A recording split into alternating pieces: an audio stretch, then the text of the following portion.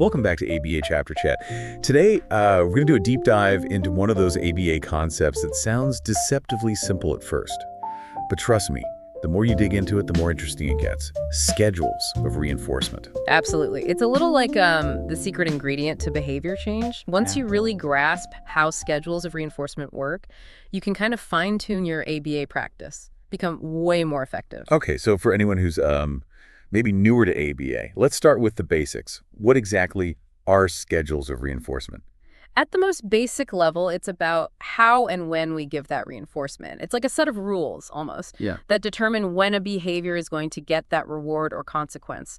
And believe me, these rules, they really impact how often and how consistently we see that behavior. So it's not just about giving those rewards, it's about the timing and the pattern. That's so interesting because it means we can actually influence behavior patterns just by changing those rules. Exactly. And that's where the different types of schedules come in. Each one creates a totally unique pattern of behavior. I am ready to hear about these behavior-shaping tools. Let's start with fixed interval, or FI. What's the deal with that one? Okay, imagine you're working a classic 9-to-5 job and you get paid every Friday. That paycheck, no matter how much or how little you got done each day, that's a great example of a fixed interval schedule. The reinforcement, your paycheck, comes after a fixed time period. So it's all about time, not how much work you did. Makes sense why people rush to get things done right before payday. Yeah. Exactly. That's the classic pattern with FI. Lower activity until just before the reinforcement, and then bam, a burst of activity. You see the same thing with annual reviews at work. People might not focus on those goals until review time is right around the corner. Right. Everyone becomes super productive for a week or two. Yeah. Okay, so if FI is all about time, what about variable intervals? Is that still time-based? It is. But instead of a predictable fixed time period, the reinforcement comes after an average amount of time that can vary, like checking your email. You might get an important message every few hours on average, but you never know exactly when. Or think about pop quizzes. Those kept you on your toes because you never knew when the next one was coming.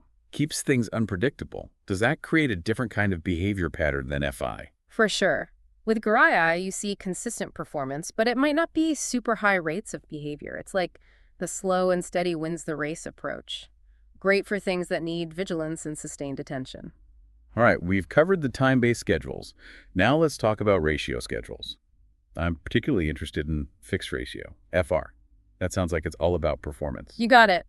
With FR, reinforcement comes after a set number of behaviors. So picture a factory worker who gets paid for every 10 widgets they make, or a kid who gets tokens for completing 5 chores. It's all about quantity. Complete X tasks, get a reward. Seems like a good way to get some serious productivity. Absolutely. FR is known for that, producing high rates of behavior. But of course, there's a bit of a trade-off. Uh-oh. There's always a trade-off. What is it? Well, imagine that factory worker from our example pushing to produce as many widgets as possible. What if they don't take breaks? Or if the quality starts to slip? That's the risk. Burnout, or even injury. So with FR, got to make sure high productivity doesn't come at the cost of quality. Or well-being. Got to think long-term. Got it. Okay, what about the last one? Variable ratio, VR. This is where it gets exciting, right? Oh, VR is fascinating. It's the slot machine schedule. You never know when that next win is coming, but the possibility keeps people pulling that lever. Unpredictable. And that makes VR super powerful. Okay, I can see how that unpredictability would be motivating. With VR, you tend to get a high rate of response. Imagine a salesperson who keeps making calls, even after tons of rejections. They know the next call could be the big one. And VR schedules are super resistant to extinction. So even if the reinforcement stops, the behavior often sticks around longer than with other schedules. It's like the Energizer bunny of reinforcement schedules. Keeps going and going. But you mentioned earlier it can be kind of addictive. What did you mean? It's that high response rate and resistance to extinction. Like with gambling, that VR schedule can keep people playing even when they're losing big, hoping for that one big win. So VR, a double-edged sword. Super powerful for motivating behavior, but we need to be aware of those potential downsides. This is already super helpful. It's amazing to think about how these different schedules are at play all around us, even if we don't realize it. But I know there's more to it than just knowing the definitions, right? You're right. The real skill is knowing how to apply these effectively in your practice and how to troubleshoot when things aren't working the way you want them to, which is what we'll get into next. Perfect. Because let's be honest, things don't always go according to plan, especially when we're dealing with human behavior. So let's talk about those challenges. What are some common mistakes ABA professionals make when it comes to schedules of reinforcement? And how can we avoid those pitfalls? Let's start with a mistake that's actually pretty common, even outside of ADA: putting everything on a fixed interval schedule. Think about how a lot of companies work. Salaries, yearly reviews, maybe bonuses once a year. It's like everything's on that fixed interval. But what if that's not the best approach for the kind of work they need done? What do you mean? Okay, so let's say you're a sales manager and you want to motivate your team to close more deals. You need that energy, that drive to make those sales. But if you're only reinforcing them with a salary, a set amount on a fixed schedule, you're missing out on the power of performance-based reinforcement. You're saying a company could be hurting its own goals by using FI schedules too much? Exactly. The text actually points this out, saying companies make the mistake of putting salespeople on salary when what they really need is ratio performance, the kind you get from fixed ratio or variable ratio. Like they're missing out on connecting those rewards directly to how well someone performs. So what happens when you put salespeople on that fixed interval schedule? Well, think about it from the salesperson's point of view. If you know you're getting paid the same amount no matter how many sales you close, are you really going to go above and beyond? Probably not as motivated to hustle if there's no immediate reward. Right. And that can lead to lower sales overall. So what's the solution? How can we help these companies use ratio schedules? Hit me with the actionable takeaways. One way is to kind of layer a more effective schedule on top of that fixed interval. So instead of getting rid of the salary completely, you could add in performance-based incentives. So you're keeping that stability of a paycheck, but adding in things like bonuses or commissions for hitting those sales targets. Makes sense. Best of both worlds. Yeah. You get both the stability of FI and that motivational boost of FR or VR. It's finding the right balance for each situation. And speaking of balance, that brings us to another important concept that often trips people up: thinning. Thinning. I know we talked about it a little earlier, but to be honest, I'm still not totally clear on how it works in practice. Okay, think of it like this. Imagine teaching a kid how to tie their shoes. At first, you give them a lot of help, hand over hand, lots of praise for each step. But as they get better, you gradually reduce those supports. You're thinning the reinforcement. Okay, so we're fading those supports as the behavior gets more independent. But why is thinning so important? What are we trying to achieve? There are a few reasons. First, if you constantly reinforce a behavior, the reinforcement can lose its effectiveness. Right, it's like if you get rewards all the time, they don't feel as special. Exactly. Thinning keeps the reinforcement fresh. And second, it frees up resources. If you can maintain that behavior with less frequent reinforcement, you can use those resources to work on other skills or help other clients. All about efficiency, making the most of our time and energy. But we have to be careful not to thin too quickly. Oh, absolutely. Too much thinning too soon can lead to frustration, what we call ratio strain. Like that kid learning to tie their shoes, if you take away all the support before they're ready, they might get discouraged and give up. Makes sense. We need to find that balance, gradually reducing reinforcement without losing the behavior. Exactly. And that's why data is so important. You need to be watching those graphs, looking for signs that the schedule is too thin. Data is our friend. Got it. But what about the ethics of thinning? Are there any issues there we need to be aware of? Yeah, you're right. We have to remember that the purpose of thinning is not to get our clients to work harder for less. It's about finding that balance that supports their growth. So ethical considerations should be part of every decision we make about these schedules. This is really making me think about the bigger picture, not just the mechanics of these schedules. It's all connected. And speaking of connections, there's a great real-world example in the text. They talk about a company that was incredibly successful at Six Sigma. It's a strategy for reducing errors in production. Okay, I'm intrigued. Tell me more. Well, this company was known for its efficiency and how they had almost no errors. But after a while, they noticed something weird. The number of defects actually started to go up. Really? You'd think they would have figured it out by then.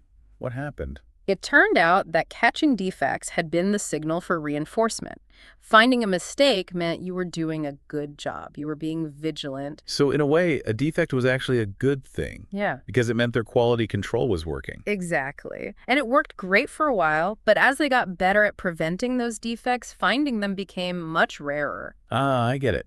The reinforcement schedule was getting thinner without them realizing it, to the point where it wasn't working anymore. It's like someone digging for gold in the same spot, even though there's no gold left.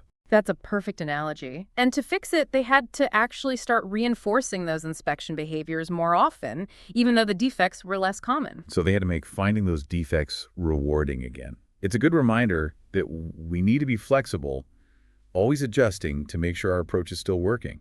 That's a great takeaway. And this leads us to another challenge that comes up when we're thinning, especially when we're using tangible reinforcers. Ah, yes, tangibles. Those are always popular. Who doesn't love a good prize or a bonus? Yeah. But I can imagine there are some unique challenges when we try to thin those kinds of rewards. What are we talking about here? Well, the text specifically mentions that thinning can be tricky when you're using like merchandise or money as reinforcers. Yeah, that makes sense. Yeah. It's not like taking away a high five. People get attached to those things. Exactly. And any changes to a system that uses those kinds of awards, well, people might resist that. Unless this makes it easier to earn them, of course. So how do we approach thinning those schedules without, causing a riot? Transparency. That's key. The text really emphasizes that. If you're using a program with tangible reinforcers, let people know from the start that it'll end eventually, or that the rules for getting those rewards might change. So like if you have a point system where people earn prizes, you'd say up front, hey, this program's running for 3 months, and then we'll see if we continue or make adjustments. Yeah, exactly. You can even build in some flexibility. Say something like, if it's working well, we'll likely keep it going. If not, we might tweak things. The important thing is to be upfront about it. I'm really seeing how important collaboration is. It's not just about imposing a schedule. It's about working together to make a system that's fair and that motivates people, but that can last. Absolutely. And even though thinning can be tough, it's super important for behavior change. It helps us move away from those really artificial, highly reinforced settings and get people ready for the real world where reinforcement isn't always so frequent or predictable. Right. We're not trying to create change in a bubble. We want to give our clients the skills they need to do well in their everyday lives. Okay, so let's switch gears a bit. Let's talk about a final concept that the text brings up.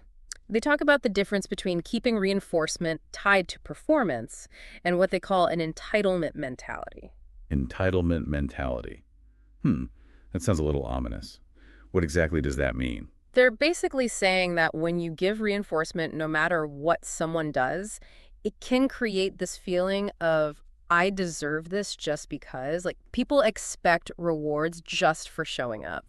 So it's like the opposite of earning those rewards. You just assume you deserve them no matter what. Right. And the text suggests that this entitlement mindset can actually be really bad for productivity and motivation. It makes sense. If you don't have to work for something, you probably won't value it as much. Yeah.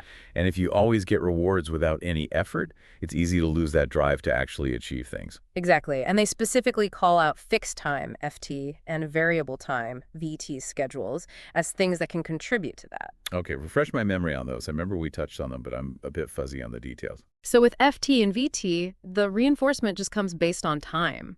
It doesn't depend on any specific behavior.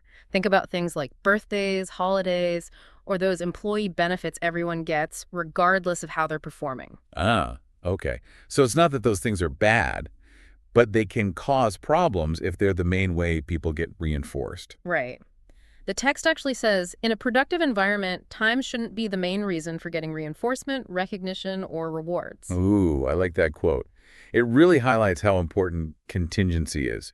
We want to create places where people are rewarded for what they do, for their accomplishments, not just for existing. Absolutely. And this brings up an interesting point they make about those Employee of the Month programs. Okay, what's their take on that? Seems like a pretty common thing in workplaces. They argue that those programs can often be examples of non-contingent reinforcement.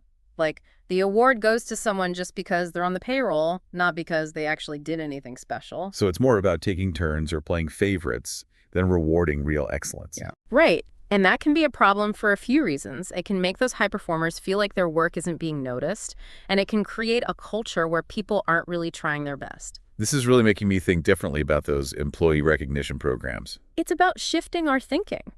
Instead of rewarding people just for being there, we reward them for actively contributing and growing, for making a positive impact. Wow. This has been such a thought-provoking conversation. We've talked about the different types of schedules, the nuances of thinning, the downsides of non-contingent reinforcement, and the power of creating a culture where rewards are earned. I feel like I have so many new tools for shaping behavior. I'm glad to hear that. And remember, This is just the beginning of your journey with schedules of reinforcement.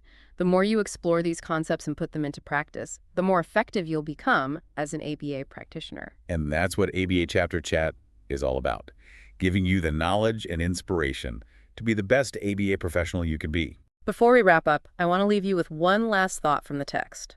They warn us about the dangers of entitlement and encourage us to create more productive and fulfilling environments. They say, watch out for FT and VT schedules, especially in workplaces. They can lead to a sense of entitlement instead of actual, meaningful productivity. That's a great reminder that our work as ABA professionals goes beyond just changing individual behaviors. We can really shape whole cultures and systems that encourage motivation, a strive for excellence, and a sense of purpose. It's definitely something worth working towards. Thank you for joining us in this deep dive into the world of schedules of reinforcement. We'll be back next time with another exciting episode of ABA Chapter Chat. Until then, keep learning, keep growing, and keep making a difference in the lives of those you serve.